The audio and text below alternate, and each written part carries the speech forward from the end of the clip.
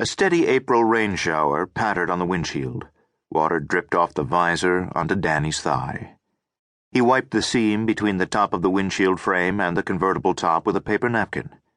His restored 1970 Dodge Challenger wasn't the most practical vehicle, but she was Danny's good luck charm, and considering the purpose of this trip, he needed all the good vibes he could get. Longshot didn't begin to describe his chances of accomplishing his goal. Switching lanes, Danny stepped on the gas. The car responded with a surge of speed, the throaty roar of the powerful V8 an audible middle finger to the powder blue Prius humming along in the slow lane. He'd restored her in high school, and, like a valiant charger, she'd carried him safely through his youth. The days of perceived immortality, illegal drag races on Front Street, skipping school to cruise to the Jersey Shore, hot summer days with the top down and the sun beating on his head.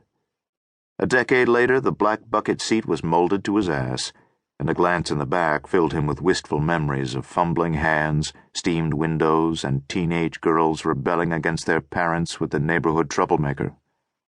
Ah, those were the days. The days before he'd learned exactly what a well-placed IED could do to the bodies of a dozen men, or what horrible deeds two psychos would attempt in the middle of the Maine wilderness. At 29, Danny's head was filled with more than enough violence for a lifetime. A green exit sign flashed in his peripheral vision. He rested his left wrist on the wood-grain steering wheel and ignored the twitching of his fingers. Thanks to an Iraqi insurgent, that hand no longer worked as it should. With his right, he checked the map resting on the passenger seat. This was it. He exited onto a country highway lined on both sides by a forest vast and thick enough to conceal the most horrific of crimes. 4 months before, while on a photographic assignment in this small, isolated town, his sister had been kidnapped by a pair of psychotic killers. One killer had died. The other, Nathan Hall, had slipped away and was still on the loose. According to the last phone call from the lead detective, the police had all but given up their manhunt. Damn it. His sister deserved a future untainted by the fear that the escaped crazy ass was going to come after her. Danny was going to do his best to get it for her, even if his chances of succeeding were less than winning the Mega Millions. Even if being back in Maine set his gut into a freefall. Danny turned up the radio volume. Paradise City blasted over the speakers, but his attempt to drown out his worries with thoughts of green grass and pretty girls was unsuccessful. On the surface, this trip was all about giving his family peace, but there was another reason he was here, one that was much more selfish. Danny cruised past a green sign announcing that the town of Huntsville, Maine, was 2 miles ahead. Queasiness rolled through his gut. Back in December, he'd come here to rescue his sister, but ended up saving another of Nathan Hall's victims instead.